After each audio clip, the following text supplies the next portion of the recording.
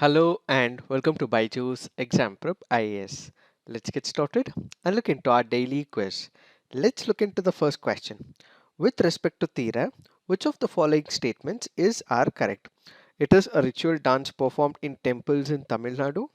This art form is performed by the artists of the Malaya community. Which of the statements are correct?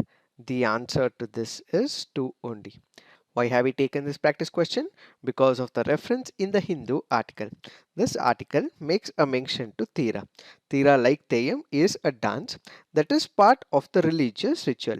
Where is it practiced? It is practiced in the state of Kerala. So remember, it is a ritual dance performed in temples in Kerala and it is not Tamil Nadu. So the first statement is wrong. When we speak about Tira, this happens to be a ritual dance drama that is practiced in the northern part of Kerala, where you invoke the blessings of the god and ancestors' blessings through this particular ritual. This happens to be a ritual dance drama where various deities of the land are invoked during the celebration. They are worshipped to ensure the fertility of the land. They are worshipped so that the village is also protected. Most stories associated with Tira has been passed from generations to generation in the family hierarchy. So remember, this happens to be a dance drama where various deities of the land are invoked. They give divine blessings for the well-being of the land as well as the people. Now let's look into the next practice question. Which of the following statements are correct with respect to Godavari River? The Godavari River is the largest river system of peninsular India. The river rises in Sahyadris near Triambakeshwar in the Nasik district of Maharashtra. Purna, Pranahita and Indravati are right bank tributaries of Godavari. Which of the statements are correct with respect to Godavari River? The answer to this is 1 and 2 only. Why have we taken this practice question? Because of the reference to the river Godavari, which is why we have taken this practice question. When we speak about Godavari, it happens to be the largest river in the peninsular India. Yes, this statement is right. When you look into the second statement, the river rises in the Sahyadris near Triambakeshwar in the Nasik district of Maharashtra. This statement is also right. And Purna, Pranahita and Indravati are not the right bank tributaries of Godavari, but instead they are the left bank tributaries of Godavari. So which are the left bank tributaries? What we have is Banganga, Kadwa, Shivana, Purna, Kadam, Pranhita, Indravati, Taliperu and Sabari. These are all the left bank tributaries. Which are the right bank tributaries is what you have to put on the comment section. So what we have is the flow of river Godavari and ultimately it falls into the Bay of Bengal. What are the other names for Godavari river? It is also called as Rudganga or Dakshin Ganga. Where does Godavari drain into? Bay of Bengal. In which state does Godavari river originate? Maharashtra. It is a east flowing river. Which is the longest tributary of Godavari river? Manjira.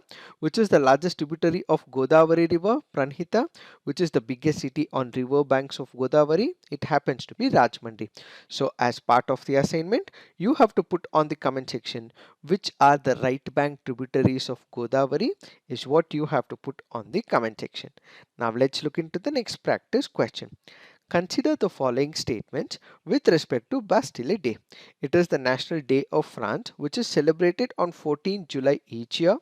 It is the anniversary of storming of the Versailles Palace, a major event of the French Revolution. Which of the statements given above are correct? The answer to this is one only. Why have we taken this practice question? Because of the reference in the Hindu article where it makes a mention to the Bastille Day. Let us try and understand what are these statements. When we speak about Bastille Day, this happens to be a common name among all the English speaking countries with respect to the France National Day. So this, yes, is the National Day of France and yes, it is celebrated on 14 July each year, but this is called as the Bastille Day by the English speaking countries. So the English speaking countries call it as the Bastille Day, and it is formally called as Fête Nationale Française in France. So the first statement is right. When you look into the second statement, it is the anniversary of storming of the Versailles Palace. No, it is not. It is the storming in of the Bastille prison. So we have Bastille, which was a fortress, and it was also used as a prison by the King of France. So people did not like the autocratic rule of the King of the France.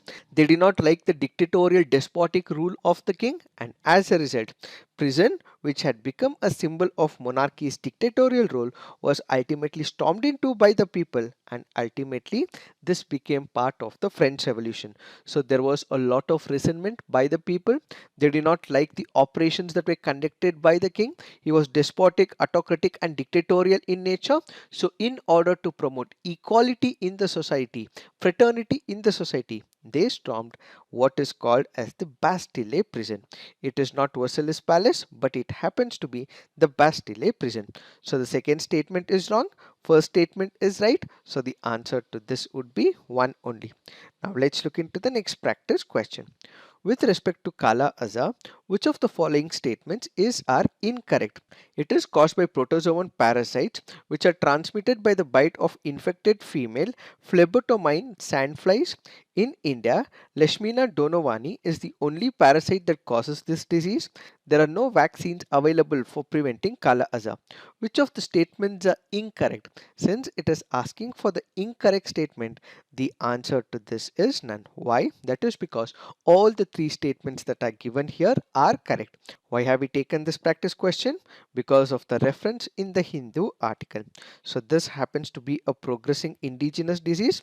It is caused by protozoan parasite genus Leishmania, and in India, Leishmania donovani is the only parasite causing the disease, and the parasite primarily infect reticuloendothelial system. What are the symptoms?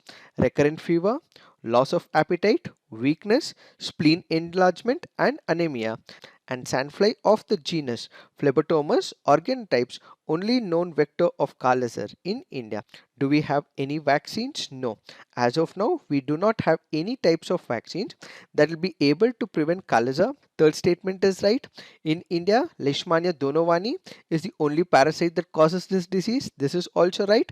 And the first statement is also right. Since it is asking for the incorrect statement, all the three statements are right. So the answer to this would be none. And do note, when we speak about Kala Azar, it is also called as the black fever. Why is it called as the black fever? That is because this particular disease causes the darkening of the skin in the chronic conditions. So it is called as the black fever. Is Kala Azar curable? Yes, it is curable by the use of the medicines, but it can also reinfect if the immune system is not strong enough as well. Now let's look into the next practice question. In which one of the following locations is the International Thermonuclear Experimental Reactor project to be built? Northern Spain, southern France, eastern Germany, southern Italy. The answer to this is southern Italy. This happens to be a previous year question from the year 2008. So remember, we have the International Thermonuclear Experimental Reactor which is being built in France, and we also have a video explaining all the nitty-gritties with respect to this topic on our YouTube channel. Kindly look into it. If you have to look into which are the countries which are part of it, we have the European Union, India, China, Japan, Russia, South Korea, and the United States of America. This is run, funded, and designed by these 7 member countries. Now let's look into the fact of the day. The fact of the day for today's discussion is World Happiness Report. Before we understand what this World Happiness Report is, this article also makes a mention of International Day of Happiness. So remember, this is celebrated every year on March 20th. Ever since the year 2013, we have the United Nations which has celebrated this International Day of Happiness so that people are able to know the importance of happiness. Happiness is a fundamental human goal, and as a result, in order to make it more inclusive, equitable, what we have come up with is the United Nations Sustainable Developmental Goals. So in 2015, the UN came up with the UN Sustainable Developmental Goals. In that, what we have is three important parameters. One is ending the poverty, reducing the inequality, and also protecting the planet as well. If these three aspects are taken into picture, one of the goals of increasing the happiness to the people will also be served as well. On this particular day, every year, what they also release is called as the World Happiness Report. This happens to be the report that ranks countries on the basis of how happy their citizens are. This is on the basis of surveys that are conducted and number of life evaluations that are also conducted as well.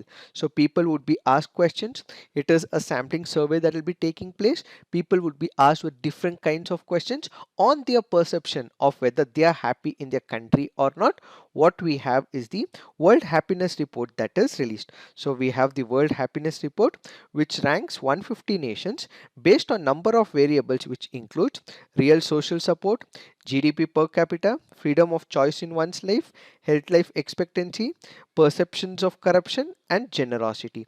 On the basis of which, what we have is the World Happiness Report. For the year 2023, Finland has topped the chart and is the happiest country in world, while Denmark and Iceland hold second and third positions. Afghanistan has secured the last position in the chart since 2020 due to humanitarian crisis it has been facing. Why? Because Taliban has taken over the administration in Afghanistan. In 2023 edition, India has improved its ranking to 126th position out of 137 countries in comparison to 135th position in 2022 report. But if we compare all our neighbors, they are much better in our ranking than India. This is where there are concerns that are associated with the World Happiness Report. Why? That is because when you look at Ukraine, when you look at Russia, they are engaged in war. Ideally, if people are engaged in war, country is engaged in war, people should not be ideally happy. So their ranking is much better than India's ranking. And we also know for the fact that Pakistan is going through some grave economic crisis. Sri Lanka is going through some grave economic crisis. Nepal is going through some grave economic crisis. All these countries are ranking better than India. So this puts a question mark on this World Happiness Report. India only ranked better than Afghanistan, which was placed at 137 at the bottom position. So which is why number of people are also questioning this World Happiness Report. So who are the top performers? Finland has been named the world's happiest country, followed by Denmark, Iceland, Israel, and Netherlands. And what we have is the worst performers. Only Afghanistan under the Taliban performed worse than India among the South Asian countries. India moved up 3 ranks from 139th in 2021 report to 136 in 2022 edition, and in 2023 edition it has reached 126 spot. These are some of the important facts which can also be important from the preliminary examination point of view. It is this that we have to understand with respect to this topic. So this is it for today. Thank you for watching. All the best.